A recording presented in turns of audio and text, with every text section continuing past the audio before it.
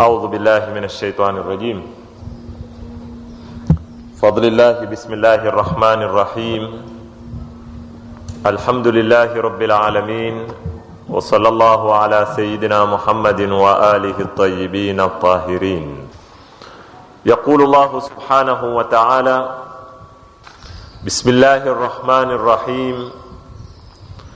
ألم نشرح لك صدرك ووضعنا عنك وزرك الذي أنقض ظهرك ورفعنا لك ذكرك فإن مع العسر يسرا إن مع العسر يسرا فإذا فرغت فانصب وإلى ربك فارغب. Tulikuwa tumeianza suratul inshirah au suratul sharh au suratu alam nashrah.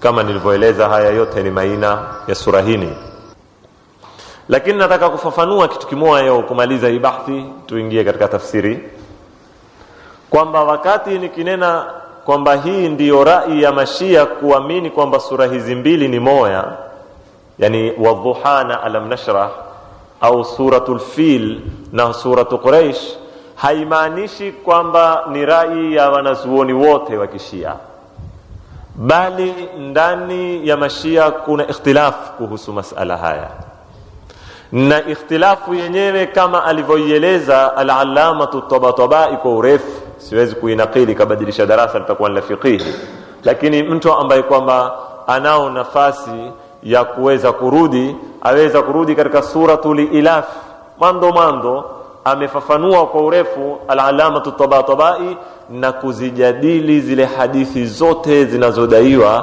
kwamba hizi sura ni moja si mbili. Kwa ufupi, yeye rai yake anena yafaa kuzisoma sura hizi mbili katika rakaa moja, si maana kwamba sura hizi mbili ni sura moja. Na zile hadithi zilizopokewa kutoka kwa maimamu alayhimussalam zikielezea kwamba alipokuwa akiswali akisoma alam tara alikisoma na ilafi, au akisoma wadhuha alikisoma na alam nashra, ni hadithi zadulisha kwamba hufaa kuzitanganya sura hizi mbili, si maana sura hizi mbili ni sura moja. Hii ndio rai ya al-Allamatu Tabatabai. Nimenakili kuonesha kwamba katika ushia pia kuna nini? Ikhtilaf. Asitoke wenye kuyua leo wakaanza kunena kwamba kuna wao pia hunena kadhaa. La, ni masala, si masala muttafaqun alaiha, ni masala yana khilaf. Na ndio utaona al-Allamatu Tabarasi katika Majma'ul Bayan anena wal mashhur, yani rai ambayo kwamba ni mashhur kwa Mashia ni kwamba sura hizi mbili ni moja, lakini si rai ya wanazuoni wote. Mpaka hapa ndio ilikuwa nimemaliza yana utangulizi wa kuifasiri suratul inshirah. Sasa leo kwa uwezo wa Mwenyezi Mungu Subhanahu wa Ta'ala ndio tutaanza kuifasiri sura kama hili, tukianza na aya ya kwanza. Mwenyezi Mungu Subhanahu wa Ta'ala atuambia bismillahir rahmanir rahim, alam nashrah laka sadrak.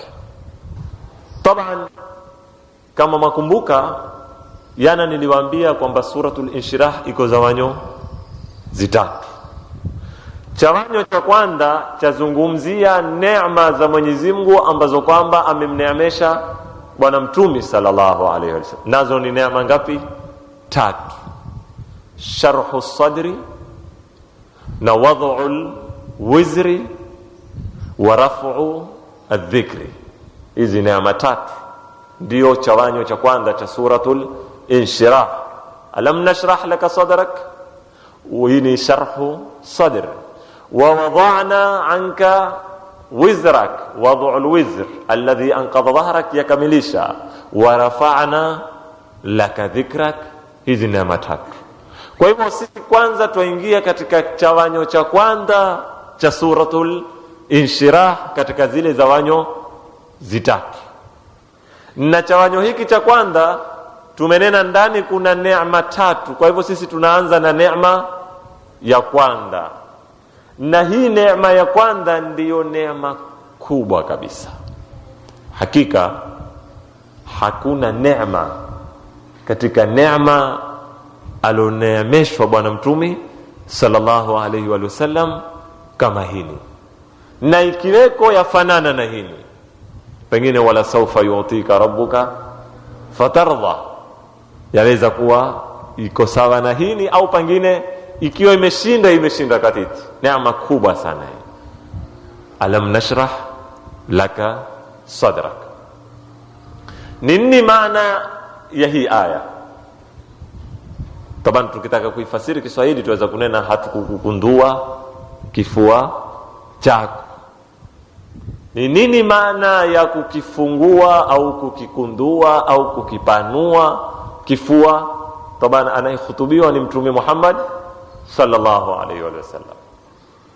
Rai ya kwanza yanena maana ya sharhu sadri, yamaanisha tawsi'atuhu bil akhlaq, ni kukikundua kifua kwa tabia mzuri, bil akhlaq al fadila. Kifua ambacho kwamba kina ushujaa, kina ukarimu, kina uhalimu, kina sakha, yani kiko na makarimul akhlaq, huwa ni kifua kikundufu. Kifua ambacho kwamba hakina makarimul akhlaq huwa ni kama chombo chenye dhiki, hakikunduki kuingia kitu chochote ndani yake. Kwa hivyo tafsiri ya kwanza wanena baadhi ya mufassirina, alam nashrah laka sadrak bil akhlaqil fadila, hatukukifungua kifua chako kwa tabia mzuri. Kwa hivyo itakuwa maana ni kwamba mtumi alipambwa kwa tabia mzuri, ni kama kumwambia wa innaka la ala khuluqin adhim. Hii ni rai ya kwanza. Rai ya pili yanena alam nashrah laka sadrak bil ilmi wal hikmati wa talaqqi al wahy, hatukukifungua kifua chako sio kwa tabia, la, kwa kukiaza elimu na hikma na wahi wa Mwenyezi Mungu Subhanahu wa Ta'ala. Hii ndiyo maana ya sharhu as-sadr. Watatu wanena sharhu as-sadri ina maana bifathi Makkah, yani alam nashrah laka sadraka bifathi Makkah, tulikikundua kifua chako kwa furaha wakati tulipokupa fathi ya Makkah, kwa sababu hakuna siku ya furaha kwa bwana mtume sallallahu alayhi wa alihi wasallam kama siku ambayo kwamba aliweza kuifutahi Makkah. Kwa hivyo siku kama hii ndiyo kifua cha mtume kilipata inshirah, kilifunguka kikiwa na furaha na raha nyingi, ndio Mwenyezi Mungu akamwambia alam nashrah laka sadrak bi fathi Makkah. Hii ni rai pia. Rai nyingine yanena alam nashrah laka sadraka bil islam wa binurin ilahi wa sakinatihi, hatukukufungua kifua chako kwa kukuletea nini? Uislamu, kwa sababu le Mwenyezi Mungu kama itakavyokuwa katika baadhi ya aya ametuambia man yuridillahu an yahdiyahu yashrah sadrahu bil islam, ule Mungu atakaye kumuongoza hukifungua kifua chake kwa nini? Kwa Uislamu. Kwa hivyo wakati mtume akiambiwa alam nashrah laka sadrak, yani bil islam. Hii ni rai ya ngapi? Ya 4. Wengine wamenena rai ya 5, alam nashrah laka sadrak bi idhhabi ash-shawaghil allati tasuddu an idraki al-haq. Maana ya sharhi sadri ni kukuondoshea zizingiti na pazia na shughuli ambazo kwamba za kukingiliza wewe na kukupinga usione haki. Kwa hivyo wewe mtume, sisi tulikuondoshea zitu kama hizi: ulimwengu, kupenda ulimwengu, kupenda senti, hawa zile. Hizi ndio zinaokufanya wewe usione haki. Kwa hivyo Mwenyezi Mungu amwambia alam nashrah laka sadrak, kwa maana tulikuondoshea zitu kama hizi. Kwa hivyo ikawa wewe haki kwako hakuna pazia baina yako wewe na nini? Na haki. Rai ya 6 yanena alam nashrah laka sadrak. Sharhu sadri yamaanisha kumkundua kifua cha mtumi kwa kumuondoshea ile dhiki aliyokuwa nayo, sababu mtumi alikuwa na dhiki sana kila alipokuwa akiuangalia umma wake, jamii yake. Na ndipo pale alipokitoka Mui akenda akiketi katika jabali la Ghari Hira, akianda kufikiria kwa kuona jamii yake namna ilivyodudumia katika maasiya, namna ilivyokuwa imedudumia katika dhulma na kila sampuli ya ufisadi na unyanyasaji. Akawa afikiri, nitauokoa vipi mimi hunu umma wangu? Dhiki kubwa alikuwa nazo mtume. Usione kwamba alikuwa na raha. Miaka 40 apika na kufikiri, hapati ni wapi aande, vipi atauokoa ule umma. Wamsikitisha, wamkata maini yake, paka Mwenyezi Mungu Subhanahu wa Ta'ala aye ampe nini? Mwongozo, amwetee Uislamu na ambainishie ni ndia gani atazifuata katika kuukomboa ule umma wake. Sasa maana ya alam nashrah laka sadrak yamaanisha kwamba tulikufungua kifua chako, kwa maana tulikuondoshea zile dhiki uliokuwa nazo. Ulipokuwa hupati jibu la suala ulionalo, nitaukomboa vipi umma wangu, kwa hivyo tukakuetea mwongozo kutoka mbinguni. Mwenyezi Mungu amwambia, mwongozo huu ukakuondoshea zile dhiki uliokuwa nazo, kila wakati tauokoa iye umma kama hunu, nitauepushia iye ibada ya masanamu, ndio ukapatikana na inshirah ya moyo kwa kuuyua. Sasa ndia ya kuwapeka ni hili. Hili ni rai ya ngapi? Ya 6. Zote zajaribu kufasiri alam nashrah laka sadrak. Rai ya 7 yanena sharhu sadri yamaanisha shaqqu sadri. Alam nashrah laka sadrak, baadhi ya mufassirina wanena hapa aambiwa mtumi kukumbushwa yale masala ya nini, ya kupasuliwa. Sisi mathalan tukisikiza miraji, tasikia kwamba Jibrili alipokuwa pale msikitini kabla ya kumtukua alikuwa na tasa la dhahabu, sio? Na ndani kulikuwa na makasi sio ya dhahabu, na zombo ni za dhahabu, na mai ya Zamzam. Akampasua kutoka hapa kilindakoni hiki, sio, mpaka chini ya kitovu, akararuliwa, akatolewa moyo wake. Kulikuwa kuna kinyongo sijui cheusi pale, ndio kikatolewa kile, kisha ukasafishwa ule moyo, kisha akaagizia tasa la elimu likamiminwa ndani ya ule moyo, akaagizia tasa la hikma likamiminwa ndani ya ule moyo, kisha akapiga uzi akamshona paka mwisho. Sasa baadhi ya mufassirina wanena alam nashrah laka sadrak, maana yake sharhu sadri yani ni shaqqu sadri. Hizi kulingana na ufuatiliaji wangu ni rai 7, zote za jaribu kufasiri nini alam nashrah laka sadrak. Ndugu zangu Waislamu,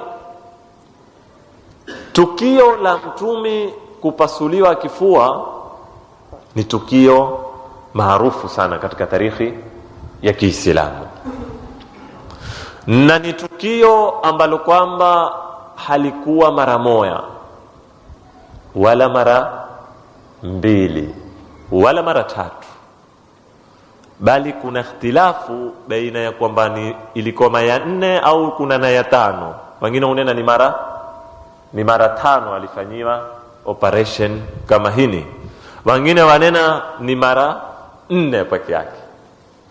Kwa hivyo kitu nataka kuwatanabahisha ni kwamba si mara moja inavyozungumza tarikhi kwamba mtume alifanyiwa kitu kama hiki, ni la mara 3. Hakuna ikhtilafu kwamba ni la mara 3. Sasa ni 4 ni 5, hapa ndipo kuna ikhtilafu namna lilivyoelezwa katika historia ya Kiislamu. Kisha wanazuoni wa Kiislamu wamekhtalifiana kulikubali tukio hili to kulikubali, yani kulikataa. Kuna baadhi ya wanazuoni wa Kiislamu wamesikilia hadi ya kulikataa hili tukio na kulikanusha, na mpaka kudai kwamba ni tukio la kutungwa na lina mikono ya Kiyahudi na ya Kikristo na lina shabaha ya kumchafua Bwana Mtume sallallahu alayhi wa alihi wasallam. Wako baadhi ya wanazuoni wamezosikilia hadi kama hili. Mmoja ni mwanachuoni maarufu wa Kisuni wa Kimisri, Mahmud Abu Raya, ana kitabu chake katika Adwa ala Sunnatil Muhammadiyya. Alisikilia hadi akanena, wakati nyinyi mtakapokuambia Wakristo, atukutubu sisi Waislamu, kwamba ilikuwaje huyu Nabii Isa aadhibiwe kwa madhambi ya nani? Ya binadamu wengine, si mkombozi yule. Wao watawarudishia suala, ilikuwaje naye Mungu akamtia dharubuni mtumi kwa maoperation yale, asimuumbe tayari ni mswafi, kawa paka kuna haja kufanya operation ya kutolewa ile nyongo ambayo kwamba ndio asili ya nini? Ya maasiya. Kwa hivyo haya ni maneno ya Mahmud Abu Raya. Iko rai ambayo imelipokea tukio hili kwa kulikataa kabisa katika Masuni na katika Mashia. Kuna na rai imelikubali tukio hili na kulihisabu na kulikuza kwa kuwa ni katika miujiza mikubwa ya nani? Ya Bwana Mtume sallallahu alayhi wa alihi wasallam. Kisha kuna kundi la tatu limekuya likalikubali tukio hili, lakini kwa kulifasiri sampuli nyingine, si kimaterial. Yani si masala kwamba kulikuwa na tasa, kulikuwa na makasi, kukapasuliwa kifua, yani kama vile tunavyofahamishwa sisi. Ni masala ambayo kwamba ni ya kiruhu, ya kusafishwa Bwana Mtume sallallahu alayhi wa alihi wasallam. Kwa hivyo iko misimamo mingapi? Mitatu katika tukio hili, na misimamo hii iko katika madhahabi tofauti mbalimbali, si misimamo ya madhahabi fulani.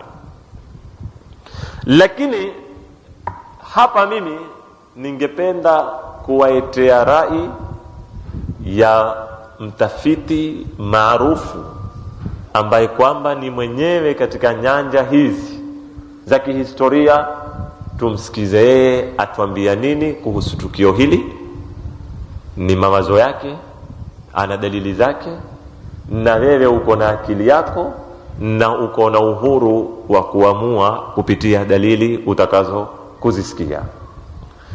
Sayyid Jaafar Murtadha Al-Amili hafidhahu al-Maula, huyu uko hai mpaka sasa.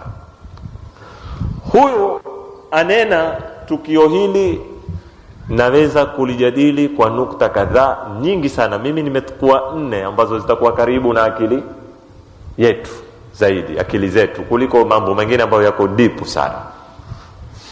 Kwanza auliza masuala, yani ni uslubu wa kuuliza suala ukijadili. Ana sana uslubu huu yeye. Auliza kwanza, nataka kukuuliza kwamba maneno ya Said Jaafar kwamba msingi wa shari ni kinofu cha nyama au ni kipande cha damu?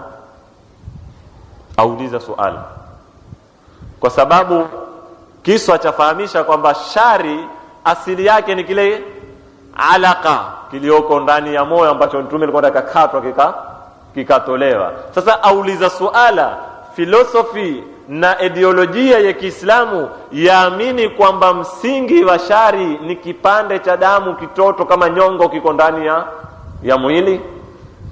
Auliza suala kama hili.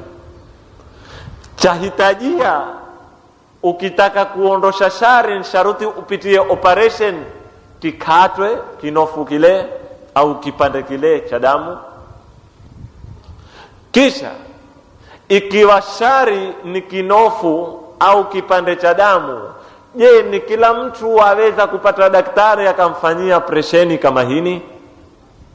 Auliza suala. Ikawa pengine tukifanyiwa operation tuweza kuwa kama Mtume sallallahu alayhi wa alihi wasallam, tukawa na sisi tumesumua mizizi ya shari? Kisha auliza, kinofu hiki pengine kilikuweko kwa Mtume tu, kwa wengine hakuna? Ukijibu kwamba yani sisi hatuwezi kufanya operation kama hiyo, ndio akuuliza basi kinofu hiko alikuwa nacho Mtume tu na kipande hiko cha damu? Na Mungu alimuonda yeye pekee katika wanadamu wote kwa maradhi haya, na kipande hiki wengine hakuwaonda? Hili ni suala la kwanza, utajibu mwenyewe. Pili, auliza Said Jaafar, kwa nini operesheni hii ilifanywa mara 4 au mara 5?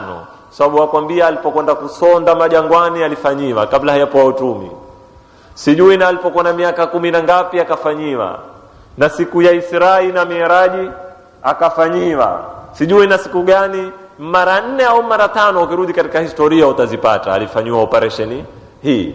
Sasa auliza Said Jaafar, kwa nini operesheni hii ikariri mara 4 au mara 5? Je, kinofu hiki au kipande hiki cha damu kilikuwa ni sampuli ya maradhi ya kensa, ukikikata hurudi kikakuwa tena, ikabidi kifanyiwe tena operation mara ya pili? Masuala haya ambayo yataka ujiulize. Kisha, kwa nini baada ya mara ya 4 hakikumea tena, kikahitajia mara ya 5, na mara ya 5 kimee tena kihitajie mara ya 6, na mara ya 6 kimee tena kihitajie? Kwa nini kilikoma katika mara ya 5? Je, Jibrili aligundua dawa katika mara ya 5 ya kukitia kisimee tena katika operesheni ya kwanza na ya pili, alikuwa hakuigundua dawa hini? Ni masuala auliza Said Jaafar. Aendelea, ni kwa nini Mwenyezi Mungu naye amtese sampuli hini huyu Mtume, awe kila siku hupijwa majembe kutoka kilinda koo mpaka tini ya kitovu? Kwa nini kutoka mwanzo asimuumbe bila ya hichi kinofu na bila ya hichi kipande cha damu? Auliza, kwa nini habari hii hatuisikii kwa mitume wengine? Hatukuwahi kusikia kwamba Nabii Allah Musa alipasuliwa naye kutoka kilinda koo, wala Nabii Allah Isa, wala mtume yoyote, isipokuwa kazi hii amefanyiwa nani? Mtume Muhammad sallallahu alayhi wa alihi wasallam. Kwa nini? Au auliza, si mimi jamaa, nazungumza rai ya nani? Ya Said Jaafar. Au malaika siku za nyuma walikuwa hawajaendelea kiteknolojia ya kuwafanyia wale mitume operation kama hizi, ambazo kwamba zilitumia zombo za dhahabu na mai ya Zamzamu katika kuifanya operation kama hini? Ndugu zangu Waislamu, wanavyotuambia ni kwamba Anas bin Malik alikuwa akimuona Mtume mwili wazi, alikiziona zitango za nini? Za kushonwa. Kwa hivyo usinambie ni masala ya maanawia, wanena kuna zitango, ni maana kuliki. Anas anena katika tarikhi kwamba yeye alipokuwa akimuona kifua cha Mtume sallallahu alaihi wasallam kiko wazi, alikiona ule mstari wa zitango. Kama hiyo wewe ukiwa umefanywa operation haiondoki ile alama, pengine baada ya muda mrefu sana. Kwa hivyo ilikionekana ile zitango namna aloshonwa. Kwa natija hii Said Jaafar akataa zitu kama hizi, na asema hizi ni Israiliyat ambazo kwamba zimepatikwa na hazina msingi, na huoni sababu ya mtumi kupigwa kwa mageli sampuli ile akawa hupasuliwa akitaka kusafishwa, kwani sisi twajua mtumi Mwenyezi Mungu amemuumba uko safi. Na masala ya kusafishwa mtu si kipande cha damu kwamba kiko ndani ya mwili tataka kutolewa, wala kipande cha nyama, si masala ya kimaterial, ni zitu za kiruhu, ni zitu za kimani. Kwa hivyo hii ni mfano nimependa kupiga na kufafanua katiti, na atakao tafsili ya misimamo ya wanazuoni kuhusu kiswa hiki arudi katika zitabu za tarikh. Kwa hivyo kuifasiri alam nashrah laka sadrak kwa maana ya shaqu sadri, kwanza tunena kisa cha shaqu sadri chenyewe hakina msingi mpaka tuye tufasirie aya. Kwa hivyo hii rai ya 7 tuietengeni, tuiweke mbali, tubakiwe na zile rai 6 ambazo kwamba zingine zanena sharhu sadri, yani ni kupoa tabia mzuri.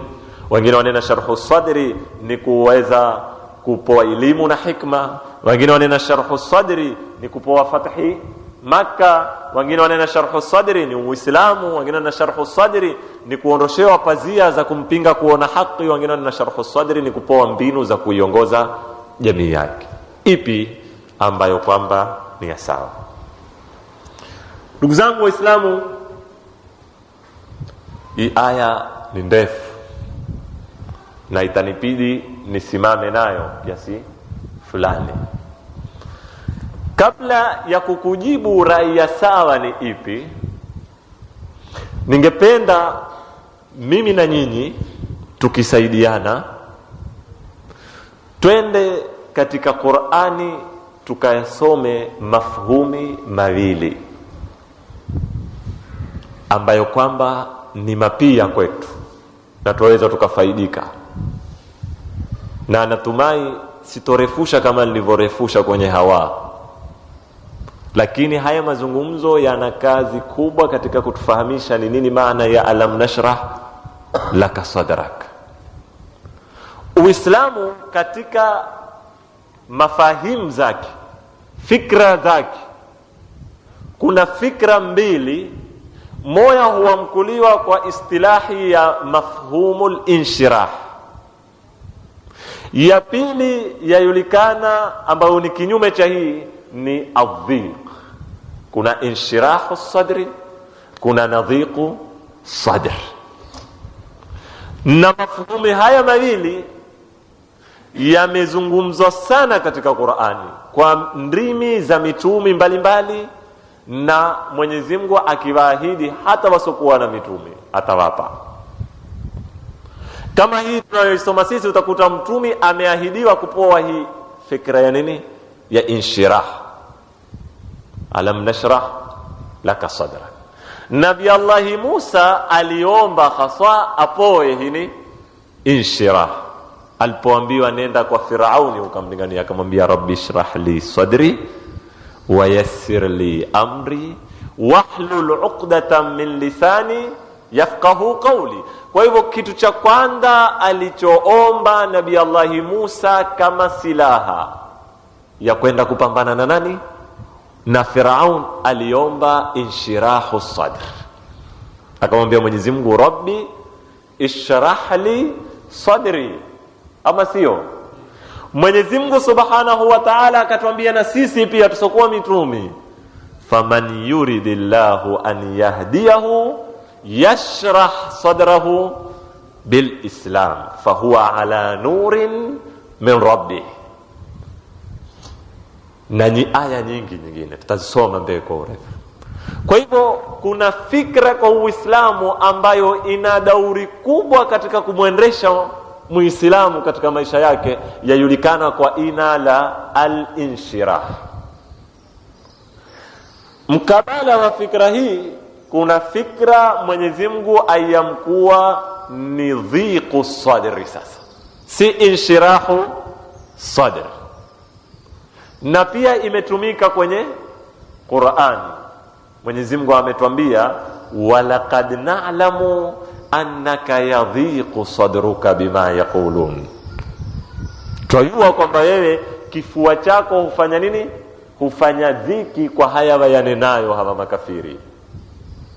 Mwenyezi Mungu pia akatwambia katika aya nyingine, nafikiri ni kumnaqili Nabii Allah Musa, wa yadhiqu sadri wala yantaliqu lisani, ambao kinyume cha hizi aya mbili ni rabbi shrah li sadri wahlul uqdatan wala yantaliqu lisani. Rabbi shrah li sadri wa yadhiqu sadri, utazikuta ni zitu za kabiliana zitu hizi ziwili. Kisha Mwenyezi Mungu akatwambia, wa man yurid an yudhillahu yaj'al sadrahu dhayiqan haraja kaannama yas'adu fi sama. Sasa hizi ni fikra mbili mzito katika Uislamu.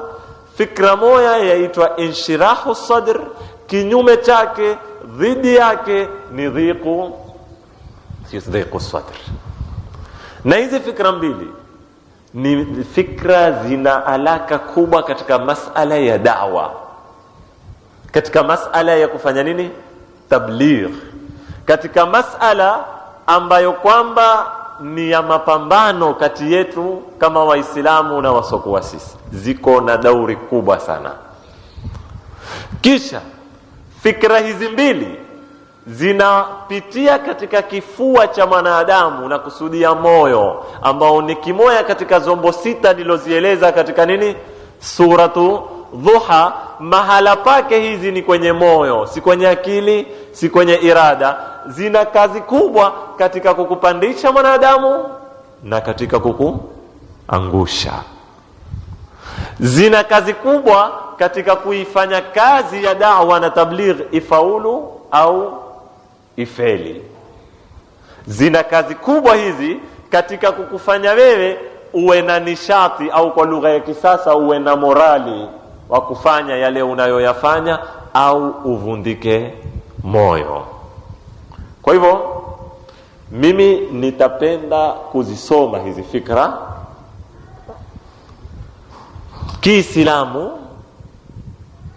Baada yake ndio tutarudi kwenye alam nashrah laka sadrak, tuone kwamba Mwenyezi Mungu Subhanahu wa Ta'ala ataka kumpa mtumi hiki kitu ambacho kina alaka katika mambo ya nini, ya dawa. Si mambo ya kupasuliwa zifua wala mambo yani, ni masala amika, ni masala yana ukweto, yana undani, yana filosofi kubwa, yana hikma kubwa katika mapambano ya bwana mtumi. Na ni masala mtumi amepoa Nabii Allah Musa aliyaomba wakati ataka kwenda kupambana na nani, na Firaun. Akamwambia rabbi shrah li sadri wa yassir li amri wahlul. Ilikuwa ni silaha muhimu katika da'wa. Kwa hivyo silaha kama hii yataka tuisome ili na sisi tuweze kuona tutaitumia vipi katika harakati zetu, katika mwamko wetu, katika kutaka kuleta mabadiliko katika mii yetu. Tukikosa sifa kama hii ni kufaulu ni tabu. Ni lazima tuwe na sifa ya inshirahu sadr. Hapa ndugu zangu ndio mahala nitasimama kwa urefu, lakini kabla ya kuingia ndani tuna zitu zidogo ambazo tunataka tuzifahamu na tuzisafishe kabla hatujaingia deep kwenye hii fikra. Sisi tumeona hii aya imetumia matamko mawili, alam nashrah laka sadrak. Tabani ina matamko zaidi ya mawili, nazungumza mawili ndio muhimu katika kuyafasiri. Imetumia tamko la sharhi na imetumia tamko la nini, la sadr. Hala kwanza tujaribu kilugha kutafuta ni nini maana ya sadr na ni nini maana ya sharhi kwa hizi dakika 3-4 zilobakia. Bila shaka as-sadru kilugha ni kifua. Sisi Waswahili wanakuwa ni kifua. Kifua ni kipi? Ni huu mvungu ulozungukwa na nini, na mbavu wambee. Huu wankuliwa nini, kifua, ambao moyo na baadhi ya zitu ziko ndani ya mvungu hunu. Huu mvungu ndio wankuliwa nini, kifua katika lugha. Sasa Je, Mwenyezi Mungu anapozungumza alam nashrah laka sadrak, chazungumzwa kifua hapa kwa maana hii ya kilugha, au Nabii Allah Musa aliponena rabbi shrah li sadri, kinachokuzungumzwa ni kifua hiki? Bila ya shaka si kifua hiki tunachokifahamu, bali ni moyo ambao kwamba uko ndani ya nini, ya kifua, kwa sababu huu mvungu ndio mahala uliopo nini, moyo. Kwa hivyo maana ya alam nashrah laka sadrak, yani alam nashrah laka qalbak, na rabbi shrah li sadri, yani rabbi shrah li qalbi. Lakini pia moyo ni upi? Ni kile chombo kinachopump damu ambacho ni kipande pia cha nyama? La, sio moyo ule unaokusudiwa, bali kinachokusudiwa kama nilivyowaambia nyuma, moyo ni katika zombo ambazo kwamba si za kimaterial, ambazo kwamba amepoa mwanadamu kama akili, kama dhamiri, kama fitra. Huu moyo kwa maana hii ndio unaozungumzwa hapa. Kwa hivyo si kifua kwa maana ya hunu mvungu, bali ni moyo, na si moyo kwa maana ya kile chombo kinachopampa damu, bali ni maana ambayo kwamba si ya kimaterial. Sasa ikiwa sadri ni nini maana ya sharh? Wanena wanazuoni maana ya sharhi katika lugha ya Kiarabu ni tawsi'a, ni kukikundua kitu. Kufanya nini? Kukikundua. Lakini Mwenyezi Mungu wakati anamwambia mtumi alam ashrah laka sadrak, yani alam uwassi' laka sadrak, haimaanishi yani alikunduliwa kifua chake kikawa paka hapa. La, wala mtu kuambiwa kifua chake ni munsharih hategemei maumbile yake. Si kila jitu likiwa bonge na kifua chake kipana na upiga chuma basi ule ndo amepata inshirahu sadri, na akiwa kifefe na chembamba hoyo basi atakuwa uko na dhiku sadri. La, pia si kukundua kimaterial, bali ni kukundua kinini, kimaana. Kwa hivyo tusafishe kwenye fikra zetu kabla hatuingia deep kwamba alam nashrah laka sadrak, tukukundua kifua chako si maana alitiwa maspana huku zikavutwa kama wale waliokuwa kumfanya operation, si ndio waliontia na spana za kumpanua, kikawa kifua sasa kimekuwa kipana kama wainua uzuma, ukimwona na nini akawa toa kifua mbele. La, haina maana namna hii. Kwa hivyo ningependa mapema tuelewe kwamba alam nashrah laka sadrak, tumekikundua kifua chako, twakusudia kifua moyo, na moyo yani chombo ambacho kwamba uko nacho mwanadamu katika zombo zinazompekesha, sio moyo huu unaopampu damu. Haya ni maana ambayo kwamba ningependa yaweko wazi, na hapa ndipo mahali ambapo kwamba nitasimama na nyinyi, nikitarajia kesho insha Allahu taala ndio tutaingia kuieleza inshirah ni nini, na iko na pande ngapi, na ina kazi gani, na vipi mtume sallallahu alaihi wa sallam aihitajia hii fikra ya inshirah, na sisi waislamu tunavyohitajia. Mwenyezi Mungu akitupa taufiki na uzima na uhai, kesho insha Allah tutabaini mambo kama haya. Wassalamu alaikum wa rahmatullahi ta'ala wa barakatuh.